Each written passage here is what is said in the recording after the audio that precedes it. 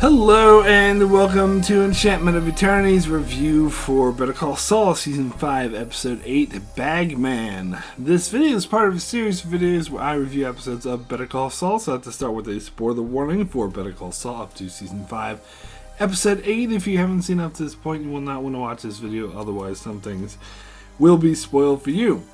So, I don't think this video will be that long. I don't have that much to say about this episode. Not that it was a bad episode. I actually thought it was a pretty good episode, but it was pretty simplistic. Wasn't much to it. In fact, I would say this episode didn't really feel much like an episode of Better Call Saul. It felt maybe a bit more like Breaking Bad, but it was definitely a change in tone. Again, I'm not saying that's a bad thing. I'm just noting that's the case. Anyway, so let's get into this episode. So it's pretty surprising. This is like the most like singular focused episode we had, where they didn't constantly swap storylines. It basically was one storyline start to finish, which I don't know if this show's ever done before. But anyway, especially told in linear order. So it starts with Jimmy, of course, having Lalo as a client who just asked for $7 million in bail, and he wanted Jimmy to go pick it up for him. Now, I did not expect that Jimmy going to pick up the money would take an entire episode. I thought it would just be like, 20 minutes or something of the episode. Like, he goes, gets the money, and that's it. But it wasn't that easy, apparently.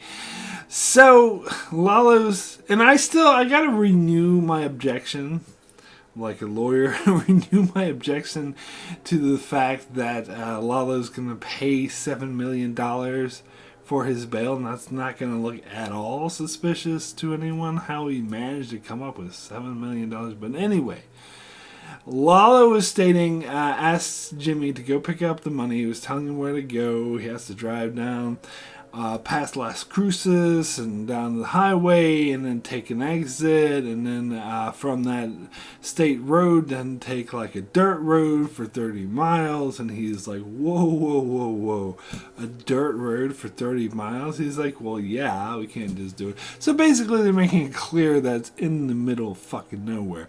And so he first says no, and Lalo's like, oh, come on, you're the guy for this. No one will ever suspect you. And he's like, nah, I'm out. And Lalo's like, okay, that's fine. You're out.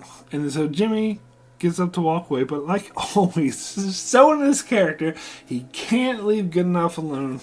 He has to be like, I'll do it for $100,000. And Lalo's reaction here was kind of, I like his reaction. It's kind of cool. The way he's like, he just thinks about it and takes a while. He's like, okay.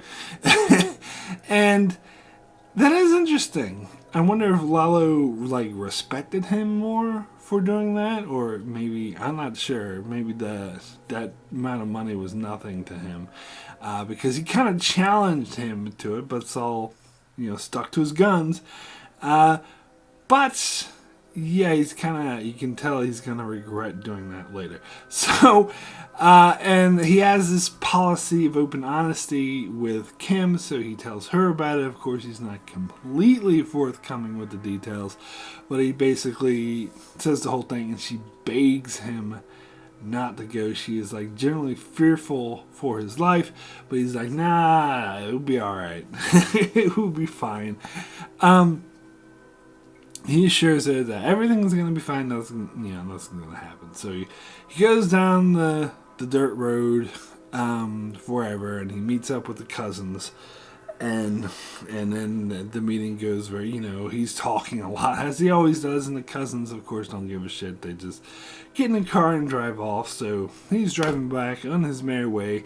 And then he's, of course, attacked by a bunch of cars that corner him in and force him to get out. Now, I guess I forgot to mention at the start of the episode they had a scene of the cousins going to pick up the money at what must be some sort of cartel headquarters. And as they walk off with all the money, you see some guy on the phone call some people. It's like, oh, yo, I got a job for you.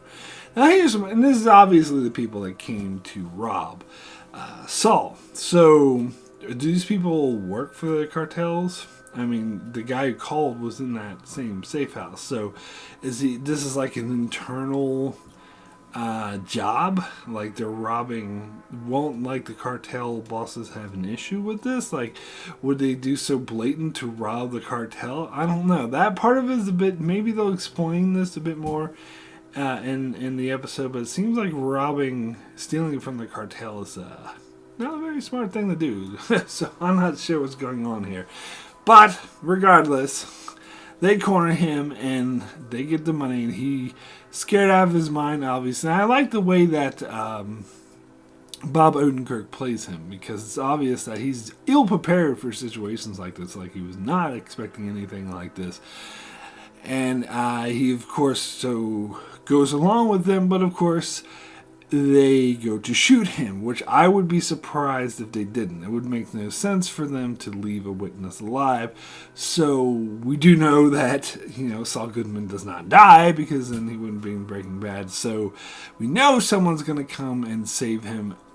My first choice for the person to come and save him would have been the cousins, because it seems like they should have been smart enough not to just drive off in the other direction, hope everything is okay. Plus, it seemed kind of a waste of the cousins to me. Like, why? Because they're these huge badasses. Why show them in the first place if they're actually not going to play a part in this? And maybe it was a red herring. But no, it wasn't the cousins. So my second thought was Mike, and that turned out to be correct. My second inkling was Mike. So I suppose Mike was monitoring the situation. This I find actually less likely than the cousins, but whatever. Mike was obviously monitoring Saul to make sure he got the money okay and returned it okay, and it did. And plus, like the prospect of Mike was able to kill all those dudes. I mean, I would have bought the cousins being able to kill all those dudes a bit more. I mean, I know Mike's a badass and all, but I don't know. I think that might have been stretching it a little bit. So Mike comes and he tells Saul that he was not expecting this to happen. If he was, he would have brought more guys with him. So he's alone, and they're kind of screwed. His car is screwed, so they take Saul's car, but then that dies, so they have to throw it over the cliff and walk the rest of the way. Now, I don't know. I'm sure like a lot of people are going to disagree with me, but I don't know. To me, I find people wandering in the desert kind of boring. I don't know if that's just me. Now, the episode does a great job of putting you in the mindset of someone who's like, starving, thirsty, and heat-ridden. Like, they did a good job with the visuals and with Bob Odenkirk making him look like completely sunburned, fucked up from the sun.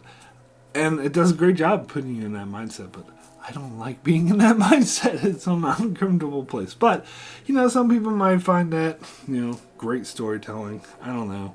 Me, I just wish they would get on with the story. I don't know. Say what you want about me. That's just what I thought. But I will say about the fight scene there, that was one of the more intense fight scenes probably in the entire show. I know they've done a couple of cartel battles before, but none of them directly involving Saul Goodman like this. So, yeah, this is a really intense episode. It made me think more of Breaking Bad. Plus, for the rest of the episode, they're wandering through the desert and they're being hunted by the one dude who got away. So they're still at risk. So they have to go off road, and Saul has to drink his own piss. And again, I thought these scenes dragged out a bit. I kind of got the sense that they weren't going to get rescued in this episode, which kind of disappointed me because I was really curious to see what would happen once he got back, but I'm going to have to wait till the next episode. But that's not unusual for Better Call Saul to move at a slow pace like this and make me wait another week, which is kind of why I wish I had the patience to binge watch this whole show at once, but I don't. So, what I found interesting, though, was the question of what Kim was going to do, because Jimmy or Saul told Mike about his wife knows where he is, and he's a bit afraid that she's going to call the cops. But Saul was sure that she wouldn't, and he was correct. He knew her well, but the next day she goes to Lalo, posing as his lawyer, and is able to talk to him. And he's at first pissed off. It's like, why the fuck is he telling you my business? And she's like, I'm his wife. I'm bound by legal, terms. I can't say anything. And he's like, oh, your wife, blah, blah, blah. And the look on his face when he heard that, I wonder if he's like impressed with Saul for getting someone so beautiful. But he seemed more jocular about that. But I also think that might have elated his concerns, because his first thought when he didn't appear was probably he ran off with my money. And he still floated that possibility by her. But Kim, of course, knew that wasn't the case. And he was like, oh, but he wouldn't have gone without you. So I think he's more convinced after seeing her that wasn't the case. But he seemed like unconcerned for his life. Well, if he's alive, I'll let you know. If he's not, whatever. So that was really interesting, and I'm so dying with curiosity, which is why it's my own impatience of why I wanted to see in this episode. I'm so dying with curiosity to see how Kim is going to react once Saul gets back, because of course she's going to be thrilled that he's alive, and once she thought he was dead, but she is also going to be super pissed at him for going through this after she begged him not to, and that he barely made it out with his life. I wonder if he's going to try to downplay it. I think I saw previews, if and you can skip this if you think that's a spoiler, but I think that's ridiculous. But anyway, I saw previews for next week's episode. He looks like really sunburned, like badly sunburned for the whole episode, which would be realistic.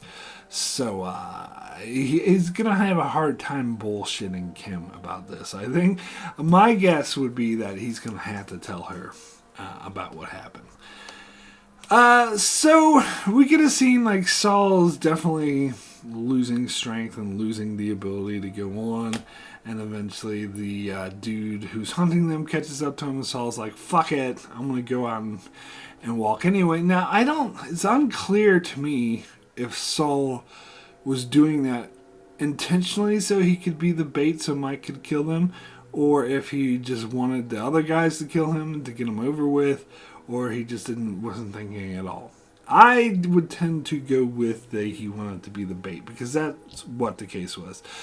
I was thinking that they were going to he wanted Mike to kill them so they could take their car and drive off. But no, Mike totally fucked up the car as well. Which I suppose, killing them is the main point.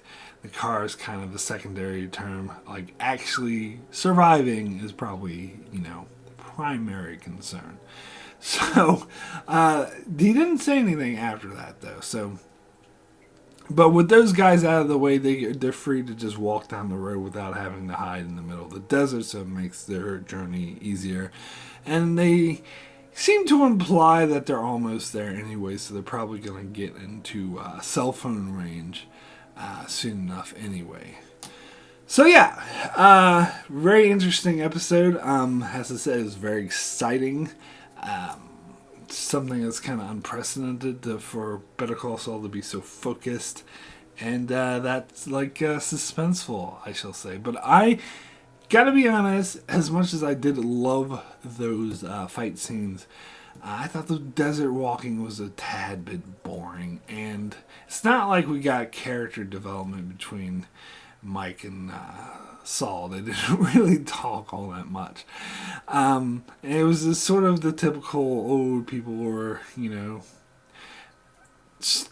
thirsty, dying of thirst and dying in the desert. And this is stuff I've seen in TV dozens of times before. But don't get me wrong, this is definitely not one of the worst times I've seen it.